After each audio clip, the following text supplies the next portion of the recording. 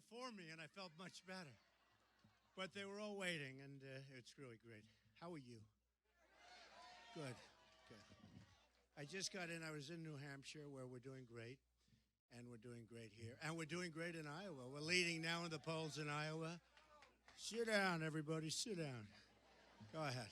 They're a great group. Well, we set the record on the groups. I love you too, darling. Who said that? Stand up. I love you. I love you. Thank you. And I love that book.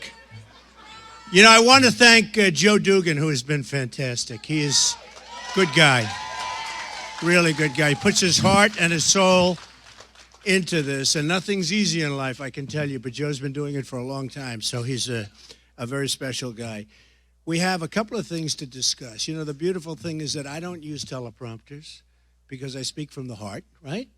And the head, but the heart.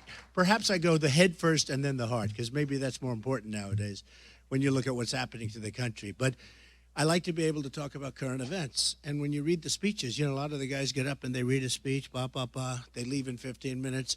Everybody goes, what happened? Is that all there is? You know, like the song, is that all there is? So we don't read the speeches and we don't do the teleprompter thing. But a couple of things. I want to talk about the debate because I thought it was a great experience. It's been a great experience for me. It's been for me, it's been a great experience. You know, I did, yeah, I guess.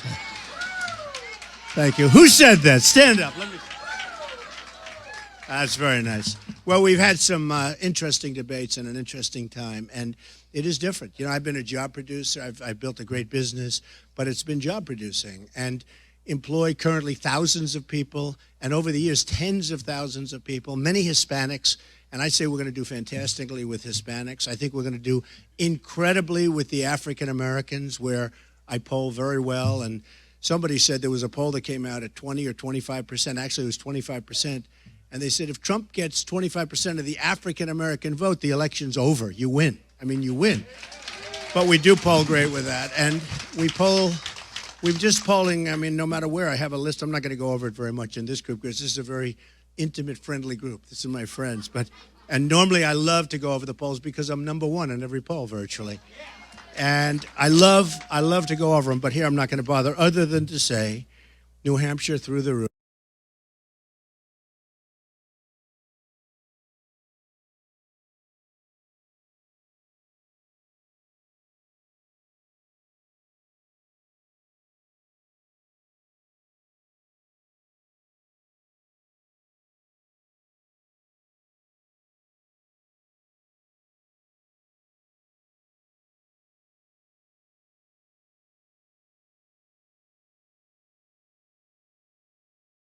And we're going all over. We are not playing games. We're not going to do what they did the last time. Because if you remember the last time, we should have beaten Barack Obama. Should have beaten him. Something happened. Something happened. And I'm not blaming Romney, but you got to work at last month. That last month was important. And whether you like Obama or not, every time you turned on television, he was on Jay Leno and Letterman and all these, and our representative wasn't. And we got to work, and we have to work hard, and we're going to win this thing, because having 4 more years of Barack Obama, but I think perhaps worse, depending on what happens with Hillary, I don't know. Maybe these guys, boy, look at all those cameras back there. Wow. That's very impressive. That is that is an impressive. I thought this was going to be just a little quick stopover with my friends from the Tea Party and Jerry and Joe and all of my, look at that group of people. Oh, I guarantee you they weren't here for the other groups, huh? I guarantee. I know. You know, it's always tough when they come in. I think every speech I've made in the last 2 or 3 months has been on live television, right? I'm saying, can I ever have a speech which isn't on live television? You know, it would be nice. No good? I like it. I would love to do 1 or 2 before this campaign. Well, actually, that's not good because that means things are not going well. If they stop turning on those televisions, that means things. So we'll continue to go live, okay? But it really has been an interesting period of time for me because I've been a businessman and I've been a negotiator in a job, you know, employer, real estate person, done a lot of different deals, but mostly real estate. And I've had a great time. I love the real estate business. I love doing what we're doing. We're building all over the world, and we're doing deals all over the world. We're doing a deal right on Pennsylvania Avenue, a big hotel. that's going to be spectacular right by the White House. It's sort of interesting because one way or the other, I'm getting to Pennsylvania every day. Okay, one way or the other. I'll either be here or I'll be here. Not so much difference. But so it's one way. And it's sort of interesting. It's the post office.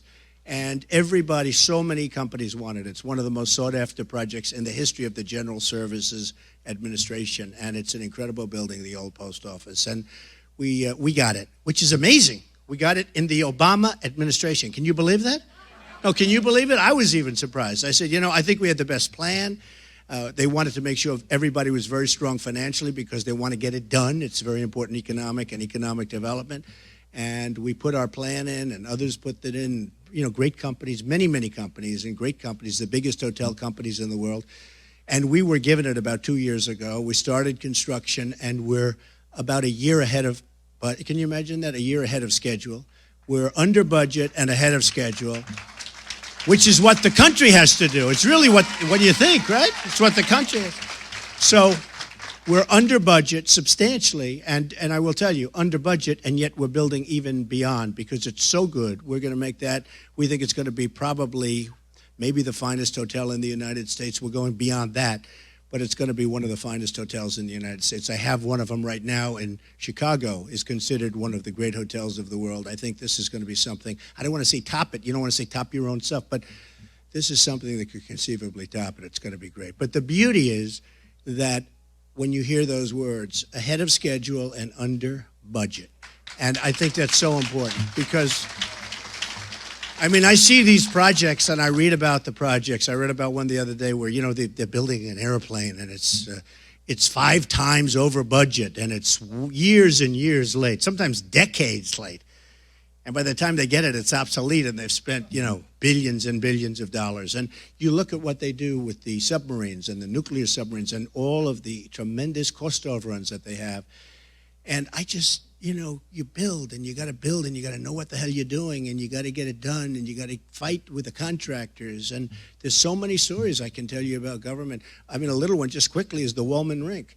8 years and the city couldn't get the ice skating rink open in Central Park. And I got involved. This is when I was young, but there's nothing different. There's no difference. I just did one recently, which is almost the same thing in Ferry Point. They couldn't get this big golf course project open. And it's been under construction, they think, for 30 years. Okay, think of that. It was a landfill and just everything. They don't even know when it started, but a long time ago. And I think it would have gone on for many, many more years. And I got it done in a year. It's open now. It just got the best new course in the United States from one of the big magazines, and it's doing great. And it's not that big. Although I tell you something, world's most expensive golf course. They spent over $200 million to build a golf course. Okay, what should it have cost? Maybe 7, but they spent over $200 million to build a golf course, and I think it's much more than that. Nobody even knows. Do they know? They have no idea. When you say, is it 2? They say, we don't know. The money, and here we're talking about local government. Can you imagine what the federal government is wasting? And when you see the kind of waste, fraud, corruption, it's incredible. With the Wollman Rink, so I had an ice skating rink, and I have a daughter, Ivanka, who everybody knows. She was a little girl. Yeah, and she said to me, Daddy, I'd like to go ice skating. I said, honey, it's going to be built next year. Don't worry about it. It would look down on the rink.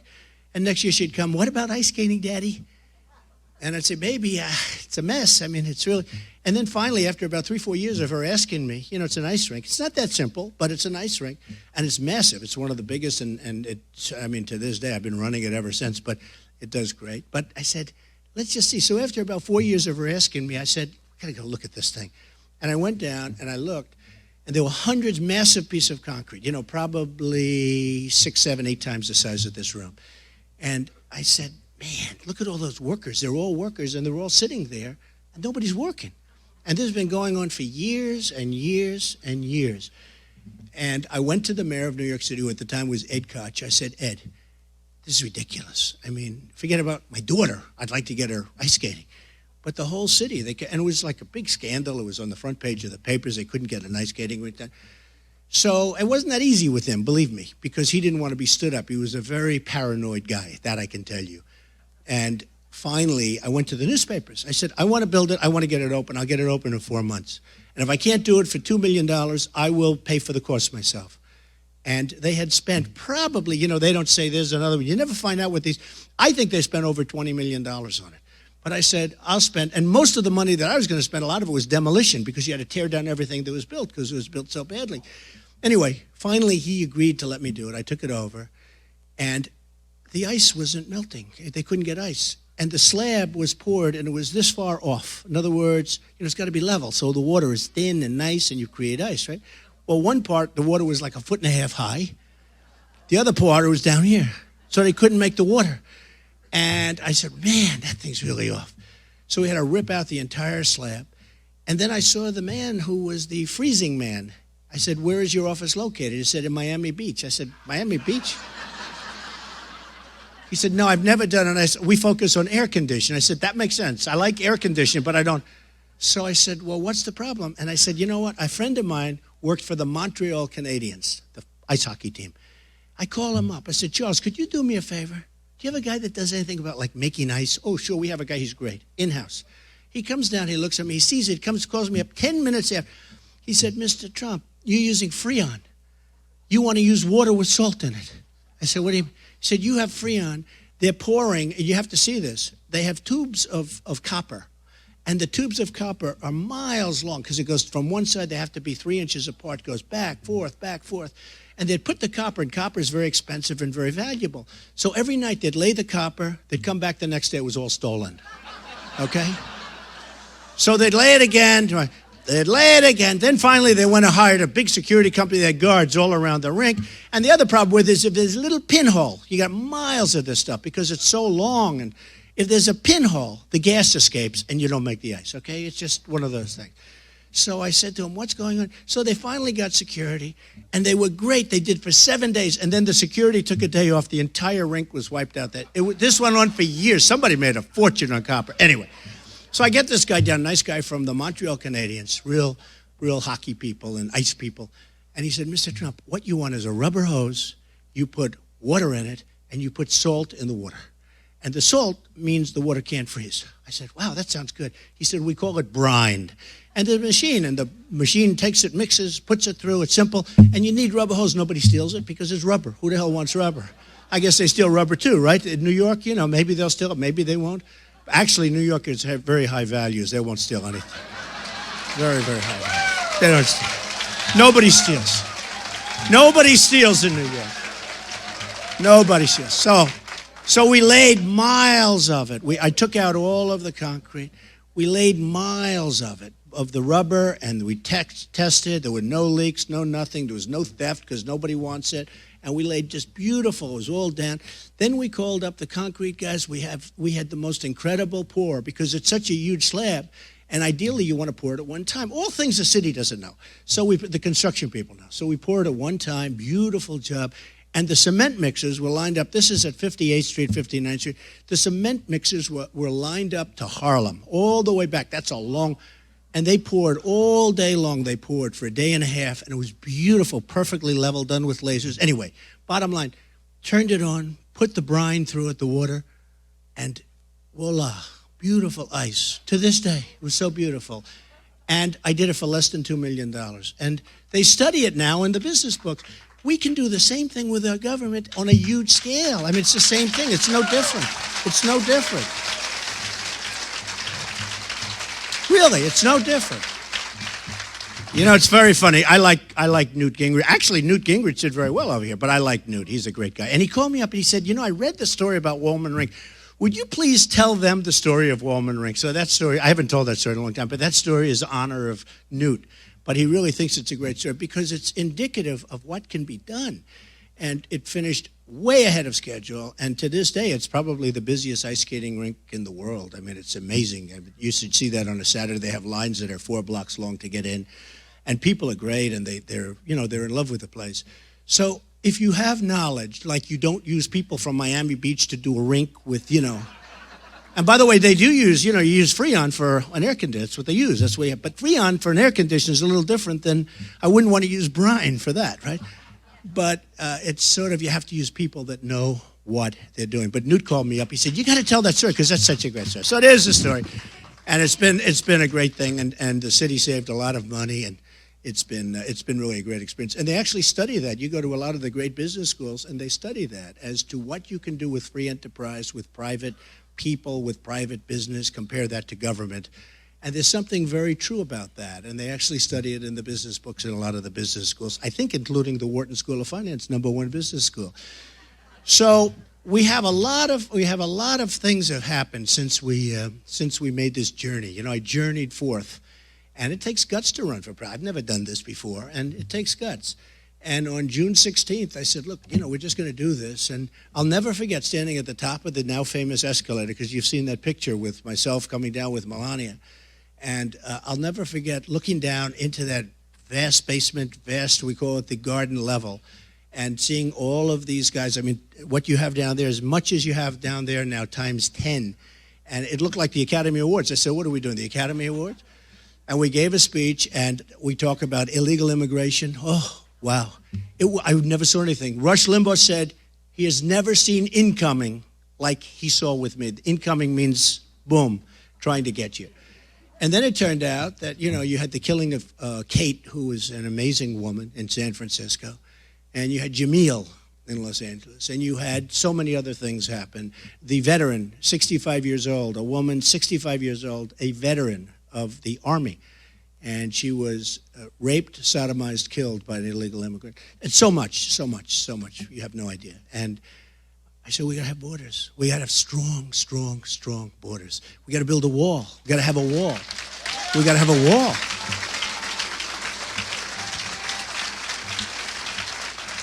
And you go up to New Hampshire. It's amazing because New Hampshire, they're amazing people, and they have a tremendous heroin problem. They have a tremendous problem up there. You wouldn't think, you know, you don't equate that with New Hampshire. It's one of the first questions I get all the time. And it pours in through the southern border, and we're going to have a wall. Who's going to pay for the wall? Does anybody know? Right? Believe me. When I'm on stage with these guys, okay, and it's now guys because Carly's doing the other one, which is fine.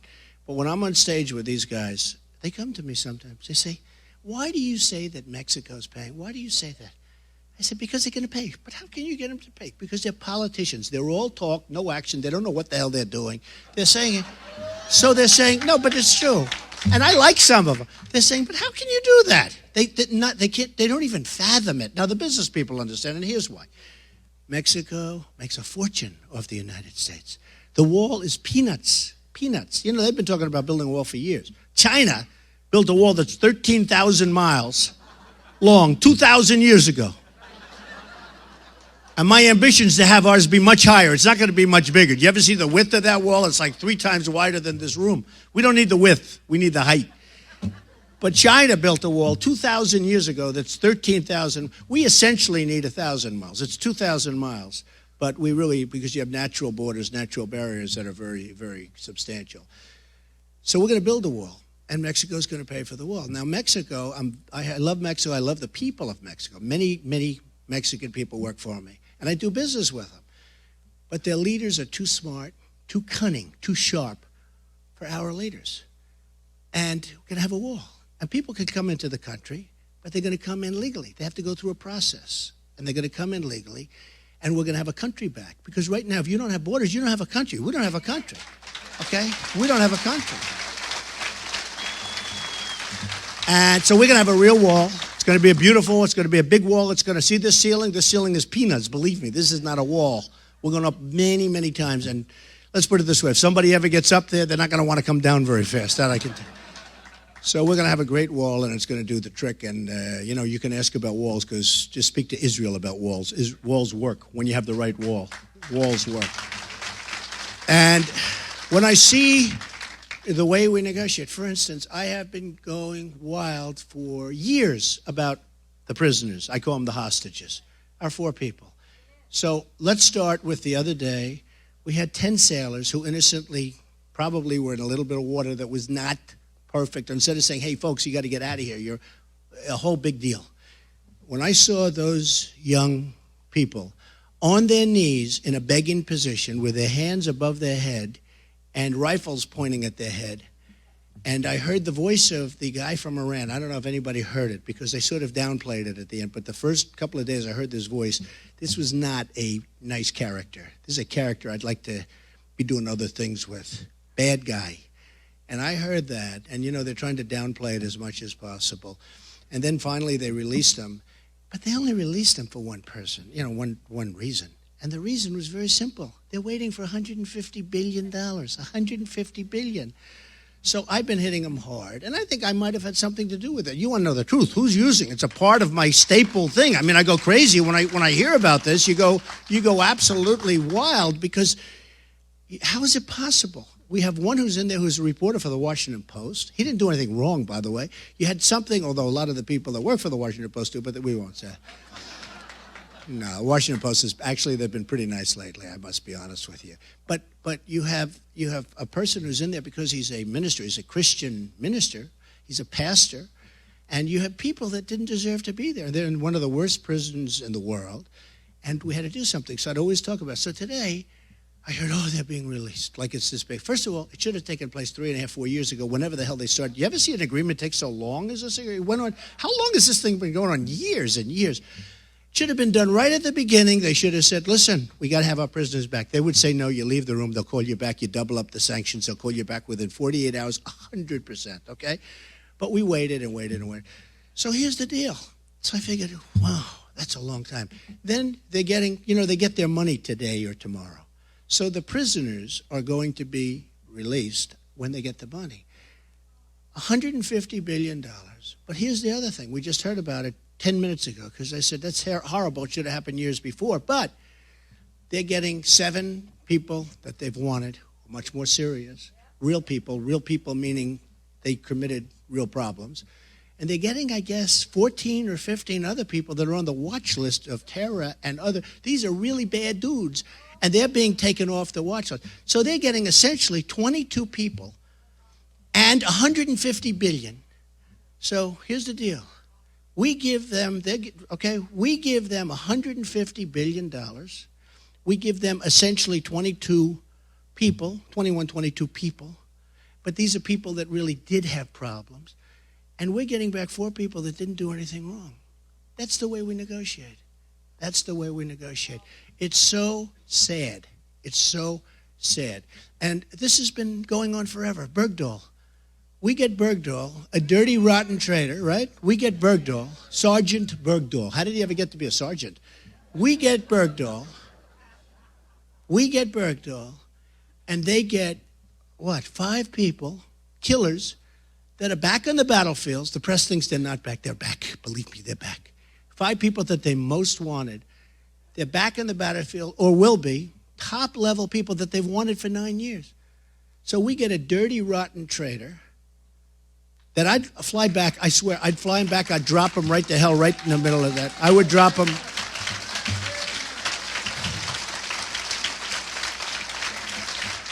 And don't forget, folks, you know, because I've seen the parents, 5 people at least, and it could be 6, but at least 5 people were killed looking for Bergdahl. You know, they went out looking for him. This is not friendly territory.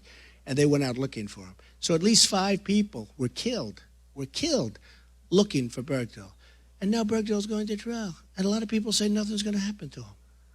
Now, in the old days, when we were strong as a country, he would have been shot. He would have been like fast trial, fair trial, fast trial, boom, if he's guilty, he's gone.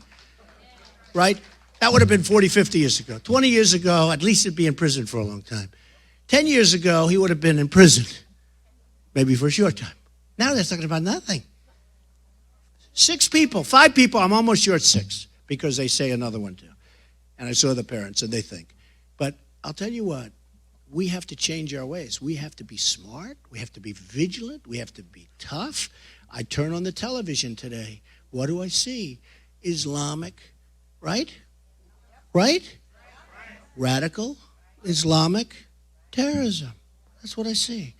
A hotel blown up, blown to pieces. Hundreds of people horribly wounded and burning and running onto the streets. I mean, they say 25 killed. That was as of this morning when it happened, so you know the number's going to be a tremendous number. Something's going on. We got to be careful. We can't just do this. We got to make sure the migration. We don't know where these people come from. We don't know where they come from. We don't know where they come from. We have no idea. You know the story of the Trojan horse. This could be the ultimate Trojan horse. But we have no idea where they come from. I have a big heart. I mean, I actually do. I'm the world's most militaristic person, but that doesn't mean I want to use it. I want to have it because we need it. And I'm the one that didn't want to go into Iraq. And you've seen that and you've heard me say it. In 2003, 2004, they have headlines. Trump says, don't go into Iraq, you're going to destabilize the Middle East. That's good vision. Trump writes in his book in the year 2000 about Osama bin Laden. That's good vision. I talked about Osama bin Laden. Why didn't they kill him? And I saw him on television, and I read about him in the papers, and I saw this guy's really a threatening guy. Let's take him out. Nobody took him out. And they had a chance to take him out. Bill Clinton actually had a chance to take him out. They never pulled the trigger. You've heard that story. They had him, and they decided not to pull the trigger. Had they pulled the trigger, you probably wouldn't have had that destruction because he was really in charge of that whole World Trade Center horror show that took place. So you got to have vision. So some people say, oh, Trump is very tough and they're a little afraid. Like Bush, this guy Bush, he's like low energy, right? He lost another debate. Can you believe he lost? All he does is run for office. He loses debates. But he said, now think of it. Who won the debate? Did Trump win the debate? Right? I will say, this is the first time. You know, the polls all indicate, from virtually every debate, the polls all indicate, they do the polls. Drudge, who's an amazing guy, he has a poll. Time Magazine, Slate, all these places, you know, they all have these polls. It's like 7 or 8 of them, a lot of them. PBS, it's online polls. They have a poll for everything. I love polls. I love them. When you're number one. If I'm number two, no, it's true. If I'm number two, I wouldn't even, you know, a lot of people would be happy being number two. Me, I'm not so happy. But I won every poll, the online polls. I come back, in fact, my daughter always goes, Dad, you're leading in the poll. You're leading in the poll. You live every time we have a debate. But sometimes the pundits aren't so good to me. In other words, I may be leading big. One time I'm leading by 67% to, you know, second guy's like 9. 67%, think of it. And then I watch these guys on television. They say, well, I didn't like Donald Trump's performance. You know, they're very dishonest people. This is the first debate where they actually say, everybody said I won. They said I won. Finally, they're getting smart. They're getting smart. But I enjoy it. I enjoy the process, and, you know, we have fun with it. But we have really more fun in, you know, straightening out the country. It's not something I wanted to do. It's not something I wanted to be doing. I love my life. I love what I'm doing. I have a wonderful family. I have a fantastic company that I built that is an amazing company. We put in plans. A lot of people said, he'll never run. And then I ran. They said, oh, the pundits. Then they said, oh, he'll never sign Form A. It's a one-page. It's basically you sign your life away. I signed it. They said, what's this? They couldn't believe it. They said, oh, he'll never put in his financials. Never put in. Because, you know, he's probably not as rich as everybody thinks. So I put in my financials. A little secret, I would have filed them anyway, I think, because I would want to show everybody how good I've done. Because nobody, it's true. It's true, because people don't even know. So I put in the financials, and you had to see these guys, see that group, all those people back there? It made them look like peanuts, waiting in front of the federal election, trying to find out what. And everybody saw, and these are all, you know, certified numbers, strong numbers by accounting firms and all. And the funny thing is, I had almost 100 pages of financials and with tremendous numbers, and I filed on time. Then they said, by the way, they said, oh, well, he's going to ask for extensions because you're automatically given 45-day extensions, so you could extend. So he'll ask for extensions beyond the election. Do you believe that? I said, fellas, I don't want any extensions, whatever it is, it is. We filed. The numbers are fantastic. Very little debt, tremendous cash flow, some of the great assets, you know, Doral Country Club in Miami, and so many assets all owned. 40 Wall Street and Trump Tower and Bank of America, big chunk Bank of America building in San Francisco, 1290 Avenue of the Americas, one of the biggest office buildings in New York, and so many others. And they said, what's this? These numbers are good. They were so devastated. And the only reason I tell you that is because that's the kind of thinking we need. I don't care about that. It's what we need to get our country. We owe $19 trillion. They just made this budget deal that's horrible. You know, they made it. They did it like in one day, right? Is it one day? It was done in one day. I never saw. And I'm actually more disappointed. I'm a Republican. But I'm more disappointed with the Republicans because the conservative, you know, right?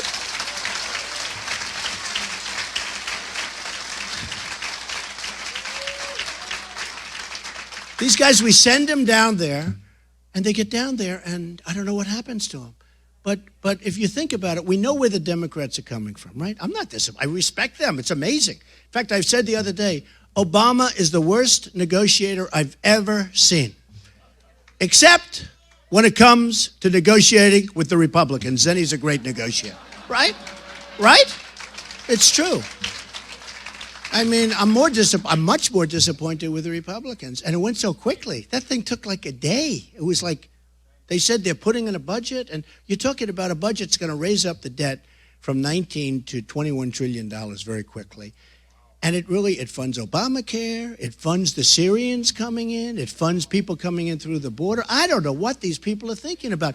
You know, we all and a Tea Party, we're tough, right? Tough people. And the Tea Party, by the way, I have to tell you, okay, because I'm getting great support from evangelicals, from sort of every group, and the Tea Party. But I have to tell you, the Tea Party people are amazing people. They're amazing. They want one thing. They want to make the country great again. They want to make the country great again. They're amazing, dedicated, wonderful Americans, and they want to see good things happen. That's what a Tea Party person is. I mean, it's so simple. They ask me, how do you define the Tea Party?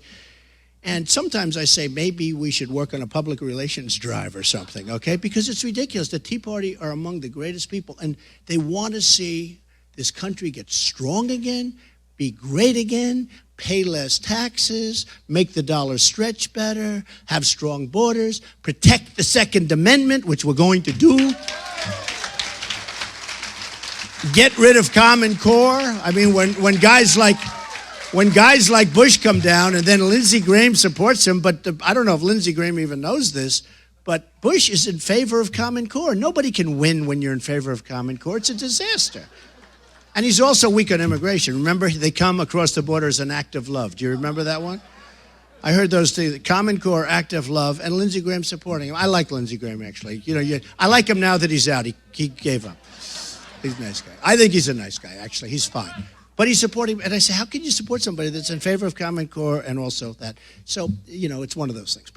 And it doesn't make any difference, because Lindsey's going to give him all of his people that voted for Lindsey. You know what that is? Zero. Everybody that voted for Lindsey, right?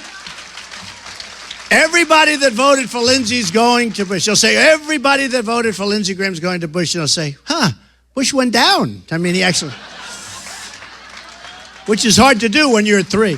You know what I do like, though, and what I talk about? I only talk about this because he keeps taking ads about me. Some aren't even bad. I look actually sort of handsome. I was younger, and, I look good. But he keeps taking these days, spending a fortune on ads against me. And which I say, why is he doing that? He's got to knock out about 7 or 8 guys before he gets to me. If I were him, honestly, I'd take like the guy in front of him, a couple of guys that, right? Don't you think? Not the guy up here. Because he may do damage to me, which would be fine, but, he's not going to benefit. One of the other guys is going to benefit. So it's a little stupid, but this is the kind of thinking we have going on in this country, But think of it. And I use Jeb as a thing. First of all, he's ashamed of his last name. Why doesn't he call himself Jeb Bush? I'm telling you, I'm a good brander. He's making a mistake. Jeb with the, hyphen, with the mark, with the exclamation point. Don't do that. Call yourself Jeb Bush. It's okay. If it doesn't work, it can't be any worse than it is now, right? 2%. Okay. But here's the thing. So Jeb has spent, this is like the Woolman skating rink. This is like the hotel, right? Under budget, ahead of schedule, me. So Jeb has spent $69 million so far. Wouldn't it be great if he could give that money to the wounded warriors? Seriously. Instead of wasting it, it's wasted. It's wasted. His campaign manager, these people are going out buying Ferraris and stuff, I assume. I mean, I don't know, but they're making a lot of money. I heard he took millions of dollars in Texas. They'll never get to Texas. You know why? Because if they don't spend the money, the guys in the campaign can't take their commission. Okay, does anyone know that? Do you know how vicious that is? I'm telling you, working in those campaigns is better than being a real estate broker in South Carolina, okay? It's terrible. But Jeb has spent $69 million, and he's essentially at the bottom of the barrel, right? I spent like nothing, and I'm way ahead. I'm way up by 20 points or something. I mean, 20 points ahead. They'd like to have 20 points ahead. And I say to him, and by the way, just so you understand, I don't want to be like a cheap guy. I'm going to spend money. Somebody said, why? I said, 2 reasons. Number one, I don't want to take a chance, okay?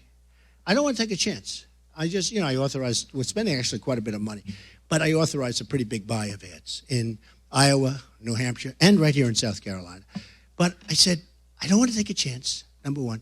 Number two, if you look at it, I just feel guilty. I feel so guilty. Because I haven't spent anything, and all these guys have all spent tremendous amounts of money, and I feel a little bit guilty. And sometimes they'll say, why aren't you spending the money? I say, because I have a 24-point lead. What do I have to spend money for? Seriously. No, it's sort of crazy. They call it earned media. And, like Face the Nation. The other day I did Face the Nation 2 weeks ago. And I get a note from the anchor, who's a very, very nice guy, John Dickerson, high-quality guy, from CBS. They had the highest rating. And by the way, do you think I'd say this with like 12 cameras running? This is legit stuff, right? They had the highest rating in 15, 16 years since the fall of the World Trade Center. Think of it. They interviewed me. Do you know the power that gives me? What do I get out of it? I get nothing. They had the highest rating, 4.6 or 4.7 million people. They do not big numbers. They have Meet the Press had its highest rating. George Stephanopoulos, the highest rating. So that gives you a certain power. You can get things across. But when you have that power, you don't have to advertise because they want you on the show. When other people call, I'm not going to use names, but when other people call, because they're nice to me, they're not taking ads against me, meaning. But when other people call, they don't want them on the show because they don't get the ratings. They don't even care about poll numbers. They only care about ratings. If you had terrible poll numbers, right, and got good ratings, which usually doesn't work. Usually if they go hand in hand a little bit. But they don't care about poll numbers. They care about ratings. So when you have this, so I have a lot of earned media. So here I am, I spend no money, practically no money. Most of it's the fuel for my jet. Then they say, he leases his jet from himself. I say, yeah, I have to. There's a law, you have to lease it from, I lease my jet from myself. You have to figure a market value and pay yourself back. It's the craziest thing. So the thing is, Trump is making money on this campaign. He's paying himself money. I own the jet, I'm paying myself. No, do you believe it? We had one headline that Trump may be the first candidate in history to actually make money running for president. It's weird. It's weird. And we're selling, we're selling those DonaldJTrump.com, right? We're selling the hats. The hats Make America Great Again. The shirts we sell on the .com. Look how handsome that young guy is. And we're doing great. But anyway, I feel guilty, and I really do, and I just want to do it, and I don't want to take a chance. So we're spending money now. It's probably wasting. But here's the way I look at it. I'm 37.9 million under budget. In other words, I figured by January 1st, which is a couple of weeks ago, I would have spent 37.9 million. I think that was the number, right around that number, $38 million. Spent nothing. So I'm so far under budget. So if you don't mind, but I love telling the story that I spent nothing and I'm up here. Other guys spent tremendous amounts of money and they're down in the toilet, right? I love telling the story because if you could equate that to the country, think of this. In education, we're number 1 in the world in cost per student. By a factor of many. Number 2 is way, doesn't even exist practically. We spend more per pupil than anybody else by far. And yet, we're number 28 in terms of quality. So we spend more than anybody else, and to a large extent, that's Common Core. Because, these people in Washington, the bureaucrats are making a fortune. They don't give a damn about your kids in South Carolina. Some of them do, in all fairness, but a lot of them don't. They want to know how much are they getting paid this week. And they do things, and they write things, and you're studying things that, you don't want to be, you're wasting your time. So, but wouldn't it be nice if, so we spend the most amount of money, and we're, doing horribly. We have third world nations that have better education than the United States, and yet we spend many times more than what anybody else spends, right? Wouldn't it be nice if you could take my campaign theory? We spend the least, and we have the best. We spend the least, and we have the best. And one of these schisms, I think it's Norway, Sweden, China, some of these places have phenomenal educational systems. And one of the folks were telling me, actually in Iowa, they said, Mr. Trump, they're trying to get us to go Norway, so we can do that so easy, but they won't let us because the stuff that they have is so much, it's so bad. What they're sending us in from Washington, it's so bad. And these are parents. These are people that really love the students. These are great people that love the students, love the teachers, want to have the right teachers. There's no way of supervising it from Washington.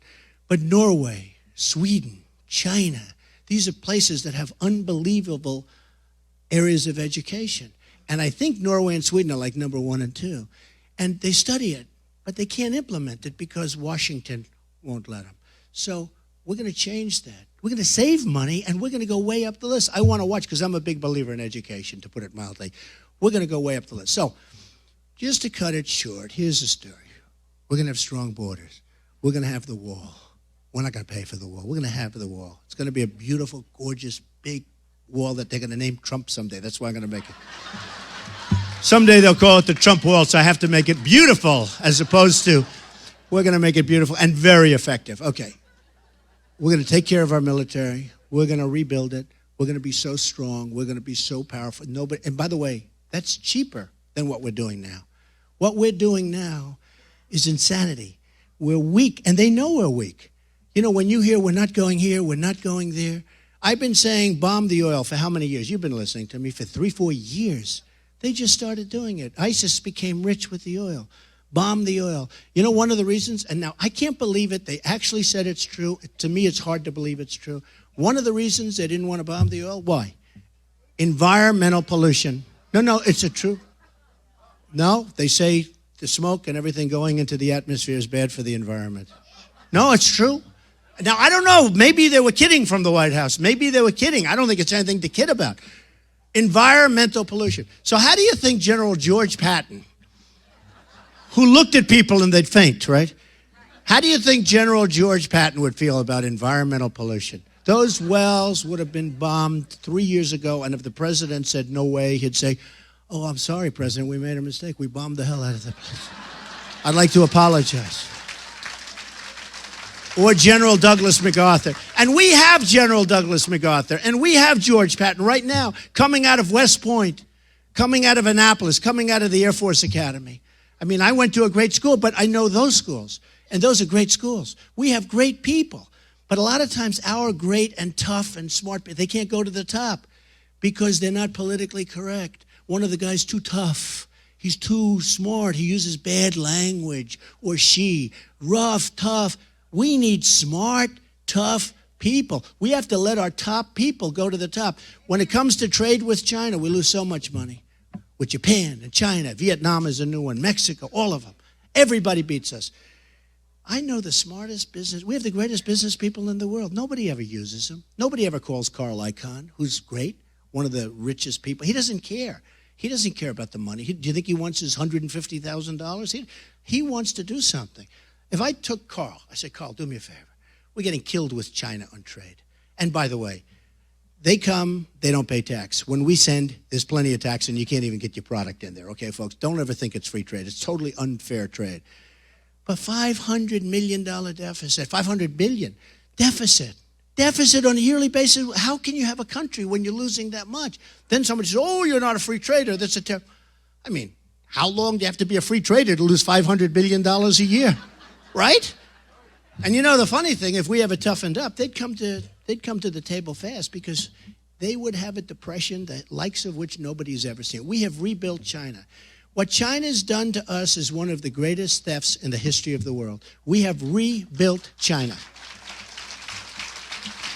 And nobody, and I mean beyond Obama, I'm not just blaming, Obama's done nothing about it, but nobody has done anything. This has been going on for years and years and years, and it's time we get smart. It's not going to go over with Trump. So what I'm going to do is we're going to have a country with spirit.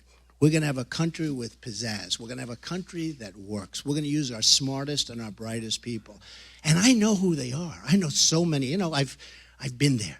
I've seen the greatest negotiators in the world. I know some that are overrated, some that are underrated, some you never heard of. But we're going to use real people. We're going to use the people that know how to do it. They're using right now political hacks. They're using people that gave campaign contributions. I mean, you give a campaign contribution to Ted Cruz, you get whatever the hell you want, okay? Whatever you want. And he's a very nice guy, but you give him, you have to get, right? You have to get, well, excuse me. He didn't report his bank loans? Excuse me. Didn't report his bank loans? Say whatever you want. He didn't report bank loans. That's okay. He didn't report his bank loans. He's got bank loans from Goldman Sachs. He's got bank loans from Citibank folks. And then he acts like Robin Hood. You know, say whatever you want, but it doesn't work that way. So we have to use our best people. We have to be smart. We have to be tough. We have to be vigilant. And we can do it. And we can make America greater than ever before. You didn't frankly have the balls to put country before party.